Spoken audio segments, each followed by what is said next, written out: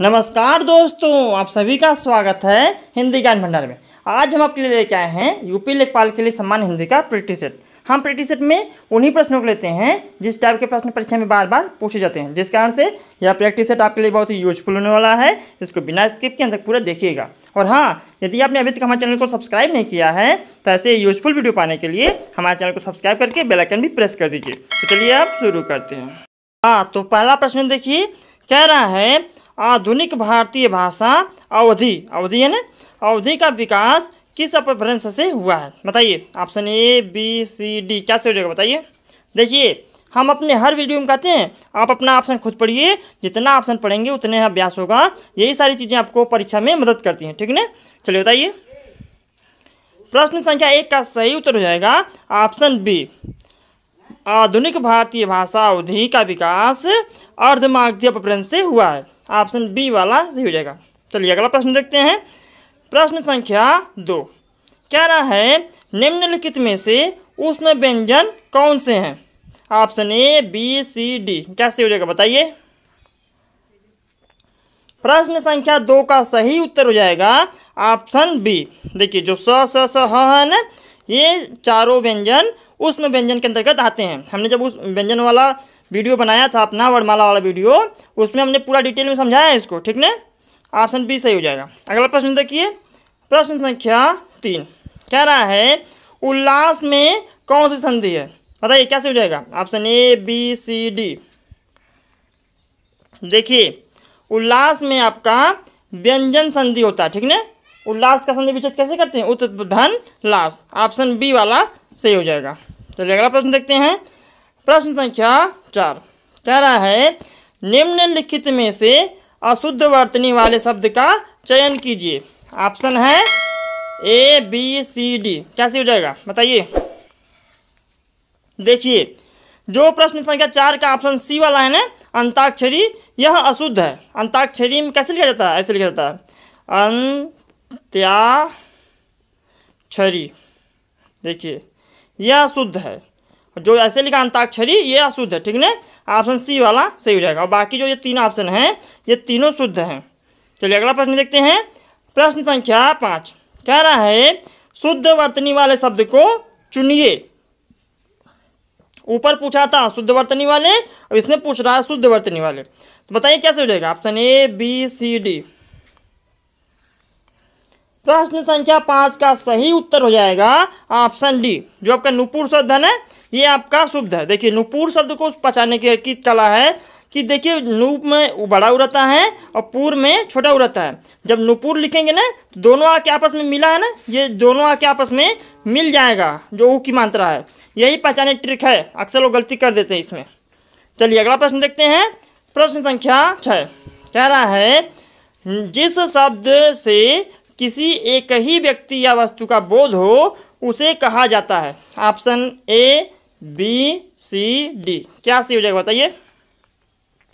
देखिए, हमने जब अपना संज्ञा वाला वीडियो बनाया था उसमें बताया था जहाँ पे आपको एक का बोध हो वहाँ पे व्यक्तिवाचक, जहाँ पे अनेक का बोध हो वहाँ पे जातिवाचक। तो यहाँ पे एक ही व्यक्ति पूछा है तो एक ही व्यक्ति किस में रहेगा? एक का बोध हुआ तो व्यक्तिवाचक में होगा, इसलिए आपका ऑप्शन सी वाला सही हो जाएगा, ठीक है।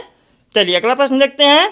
प्रश्न संख्या 7 कह रहा है दूध में कौन सी संज्ञा है? Option A, B, C, D, कैसे हो जाएगा बताइए। दूध में द्रव्यवाचक संज्ञा है, ठीक ना। ऑप्शन ए वाला सही हो जाएगा। अगला प्रश्न देखिए। प्रश्न संख्या 8 कह रहा है जो शब्द विशेषण की विशेषता बताता है उसे कहते हैं। Option A, B, C, D, कैसे हो जाएगा। देखिए, जो शब्द संज्ञा अथवा सर्वनाम की विशेषता बताते हैं उसे विशेषण कहते हैं, और जो विशेषण की विशेषता बताते हैं उसे प्रविशेषण कहते हैं। हमने विशेषण वाले वीडियो में बताया था, ठीक है ना। ऑप्शन बी वाला सही हो जाएगा, प्रविशेषण। अगला प्रश्न देखिए। प्रश्न संख्या 9 कह रहा है पुल्लिंग शब्द को चुनिए। Option A, B, C, D, कैसे हो जाएगा बताइए। प्रश्न संख्या 9 का सही उत्तर हो जाएगा ऑप्शन डी। जो आपका प्रवेश शब्द है ना, ये पुल्लिंग है, ठीक ना। चलिए अगला प्रश्न देखते हैं। प्रश्न संख्या 10 कह रहा है निम्नलिखित किस शब्द में स्त्री प्रत्यय इन का प्रयोग नहीं हुआ है। देखिए, जब नहीं आता है तो हम बार बार आपको सचेत करते हैं, ऐसे प्रश्न को आप बड़ा ध्यान से पढ़ा करिए, क्योंकि सिंपल सा क्वेश्चन आप नहीं पढ़ते हैं और वह क्वेश्चन आपका गलत हो जाता है।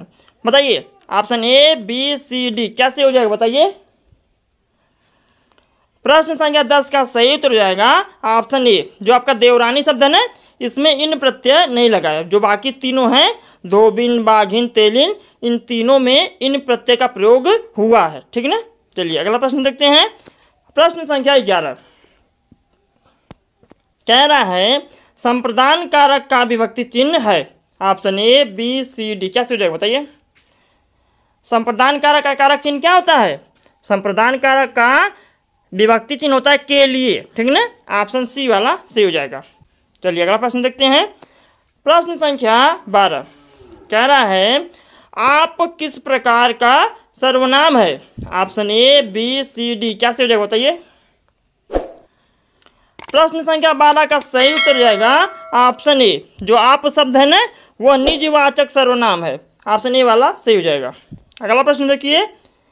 प्रश्न संख्या 13 निम्नलिखित में से कौन सी प्रेरणार्थक क्रिया है। Option A B C D कैसे हो जाएगा, बताइए। देखिए, प्रेरणार्थक क्रिया का हमने जब क्रिया वाला वीडियो बताया था, उसमें बताया था ना कि ऐसी क्रिया जहाँ पे कर्ता स्वयं कार्य नहीं करता है, वह किसी से कार्य को करवाता है, किसी से कार्य करने के लिए प्रेरित करता है, वहाँ स्वयं कर्ता कार्य नहीं करता। यहाँ देखिए ऑप्शन ए में जो लिखवाना है ना, वह कर्ता स्वयं नहीं लिखेगा, वह लिखवाना मतलब वो दूसरे से लिखवाएगा। ऑप्शन ए वाला सही हो जाएगा। और जो आप इसमें चलना कर्ता स्वयं चलेगा, और गरमाना में भी जो कर्ता रहेगा वह स्वयं किसी चीज़ को गरमाएगा। इनमें से कोई तो होगा नहीं। चलिए अगला प्रश्न देखते हैं। प्रश्न संख्या 14 कह रहा है पुस्तक पढ़ी जाती है। इस वाक्य में किस वाच्य का प्रयोग हुआ है। Option A B C D क्या सही हो जाएगा, बताइए। देखिए, हमने बताया था कि जहाँ पे कर्ता प्रधान हो वहाँ पे कर्तृवाच्य, जहाँ पे कर्म प्रधान हो वहाँ पे कर्मवाच्य, और जहाँ पे भाव प्रधान हो वहाँ पे भाववाच्य। लेकिन पहचानेंगे कैसे? इसको पहचानने की ट्रिक देखने के लिए आपको हमारा वाच्य वाला वीडियो देखना पड़ेगा। हमने उसमें ट्रिक बताया हुआ है। यदि आपको वाच्य पहचाना नहीं आता है, आप हमारा वाच्य वाला वीडियो देख लीजिए, आपको वाच्य पहचानना आ जाएगा। देखिए, कह रहा पुस्तक पढ़ी जाती है। यहाँ पे पढ़ी जाती है मतलब यहाँ पे जो कर्म है उसको प्रधानता दी गई है। तो जब कर्म प्रधान है तो कर्मवाच्य हो जाएगा। ऑप्शन बी वाला सही हो जाएगा। चलिए अगला प्रश्न देखते हैं। प्रश्न संख्या 15 कह रहा है निम्नलिखित में से कौन सा शब्द तुर्की भाषा का नहीं है। Option A B C D कैसे हो जाएगा, बताइए। प्रश्न संख्या 15 का सही उत्तर हो जाएगा ऑप्शन बी, जो ये पैगंबर शब्द है ना, ये आपका तुर्की शब्द नहीं है। ये कौन सा शब्द है? ये आपका फारसी शब्द है। और बाकी जो तीनों बेगम, बारूद, चेचक, ये तीनों तुर्की के शब्द हैं। चलिए अगला प्रश्न देखते हैं। प्रश्न संख्या 16 कह रहा है ए का उच्चारण स्थान कौन सा है। Option A B C D कैसे हो जाएगा, बताइए। प्रश्न संख्या 16 का सही उत्तर हो जाएगा ऑप्शन ए का उच्चारण स्थान क्या है? कंठ एवं तालु दोनों है। ठीक ना। चलिए अगला प्रश्न देखते हैं। प्रश्न संख्या 17 कह रहा है निम्नलिखित में किस शब्द में उपसर्ग का प्रयोग नहीं हुआ है, मतलब किस शब्द में उपसर्ग नहीं लगा है। Option A B C D कैसे हो जाएगा, बताइए। देखिए, प्रश्न संख्या 17 का सही उत्तर हो जाएगा ऑप्शन सी, जो आपका उत्थान शब्द है ना, इसमें उपसर्ग का प्रयोग नहीं हुआ है, बाकी तीनों शब्दों में हुआ है। चलिए अगला प्रश्न देखते हैं। प्रश्न संख्या 18 कह रहा है वही मनुष्य है जो मनुष्य के लिए मरे। इस पंक्ति में कौन सा अलंकार है। Option A B C D कैसे हो जाएगा, बताइए। प्रश्न संख्या 18 का सही उत्तर हो जाएगा ऑप्शन बी, इसमें लाटानुप्रास अलंकार है। ठीक ना। लाटानुप्रास में क्या होता है कि एक ही शब्द एक ही अर्थ में बार बार आए, मतलब कि एक शब्द सेम अर्थ में उसकी पुनरावृत्ति हो, लेकिन अन्वय अलग होना चाहिए। एक ही शब्द, जैसे यहाँ पे दो शब्द आया ना, मनुष्य और मनुष्य, दो शब्द आया है, दो एक ही शब्द दो बार आया है, लेकिन दोनों शब्द का अर्थ एक ही है, मनुष्य ही। लेकिन उसका अन्वय अलग है। एक मनुष्य करता है और एक मनुष्य संप्रदान है, मतलब कि मनुष्य वही है जो मनुष्य के लिए मरे, ठीक है ना।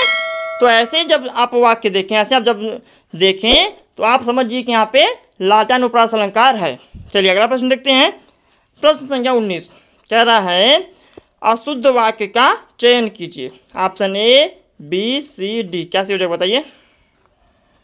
प्रश्न संख्या 19 का सही उत्तर जाएगा ऑप्शन बी। देखिए बी वाला जो ऑप्शन है उसमें कह रहा है कि थोड़ी देर बाद वे वापस लौट आए। अब देखिए वापस आए मतलब वही होता है कि लौट आए, या तो वापस ही लिखें या लौट ही लिखें, दोनों का प्रयोग यहाँ पे अनुचित है, ठीक है ना। वापस का भी अर्थ वही होता है कि वो गए और वापस आ गए, लौट आए, या ऐसे कह देता कि थोड़ी देर बाद वे लौट आए, ये भी सही रहता, या थोड़ी देर बाद वे वापस आए, ये भी सही रहता। लेकिन यहाँ पे वापस और लौट दोनों का प्रयोग कर दिया है, जिस कारण से यह अशुद्ध है, ठीक है। चलिए अगला प्रश्न देखते हैं। प्रश्न संख्या 20 कह रहा है निम्नलिखित में से कौन सा अक्षर का अनेकार्थक शब्द नहीं है। Option A, B, C, D, कैसे हो जाएगा बताइए। प्रश्न संख्या 20 का सही उत्तर जाएगा ऑप्शन डी। जो आपका आकाश शब्द है ना, यह अक्षर का अनेकार्थक शब्द नहीं है, ठीक है ना। चलिए अगला प्रश्न देखते हैं। प्रश्न संख्या 21 कह रहा है ठेठ हिंदी का ठाठ किसकी रचना है। Option A, B, C, D, कैसे होगा बताइए। प्रश्न संख्या 21 का सही उत्तर जाएगा ऑप्शन ए, अयोध्या सिंह उपाध्याय हरिहौत की रचना ठेठ हिंदी का ठाठ है। चलिए अगला प्रश्न देखते हैं। प्रश्न संख्या 22 क्या कह रहा है, कह रहा है जिसके हृदय में ममता नहीं है वाक्यांश के लिए एक शब्द है। Option A, B, C, D, क्या सही बताइए। जिसके हृदय में ममता नहीं है उसको कहते हैं निर्मम, ठीक ना, वह निर्मम है, उसके अंदर ममता नहीं है। ऑप्शन बी वाला सही हो जाएगा। अगला प्रश्न देखिए। प्रश्न संख्या 23 कह रहा है छंद पढ़ते समय आने वाले विराम को क्या कहते हैं। Option A, B, C, D, क्या सही हो बताइए। छंद पढ़ते समय आने वाले विराम को यति कहते हैं। ऑप्शन ए वाला सही हो जाएगा। और जो गति होता है वो जब लय होता है ना, लय जब स्पीड बढ़ती है उसको गति कहते हैं। चलिए अगला प्रश्न देखते हैं। प्रश्न संख्या 24 कह रहा है कबीरदास की भाषा कौन सी थी। Option A, B, C, D, कैसे हो जाएगा बताइए। प्रश्न संख्या 24 का सही उत्तर जाएगा ऑप्शन बी। कबीरदास जी की भाषा क्या थी, सदुकड़ी, खिचड़ी मेल, ठीक ना। चलिए अगला प्रश्न देखते हैं। प्रश्न संख्या 25 जो कि हमारा अंतिम प्रश्न है, इसके बाद आपको अपना प्रश्न मिलेगा। कह रहा है विभक्त रस का स्थायी भाव क्या है। Option A, B, C, D, क्या सही बताइए। विभक्त रस का स्थायी भाव होता है जुगुप्सा। क्या होता है, जुगुप्सा। ऑप्शन सी वाला सही हो जाएगा। और एक प्रश्न है आपके लिए जिसका उत्तर आपको कमेंट करके देना है। आपका प्रश्न है गाय का बहुवचन है। ऑप्शन है गायें, गायों, गाये और गाये, ठीक ना। जिसका उत्तर सही हो जाएगा उसके कमेंट को हम पिन कर देंगे, सभी लोग देख सकते हैं। तो आई होप आपको वीडियो अच्छा लगा होगा। यदि वीडियो अच्छा लगा हो तो वीडियो को लाइक कर दें और अपने फ्रेंडों के साथ इसे शेयर भी कर दें, क्योंकि ज्ञान बांटने से ही ज्ञान बढ़ता है। और हमारे सभी अपडेट को पाने के लिए हमारे चैनल हिंदी ज्ञान भंडार को सब्सक्राइब करके बेल आइकन भी प्रेस कर दें। तो मिलते हैं अगले वीडियो में, तब तक के लिए धन्यवाद। Thanks for watching.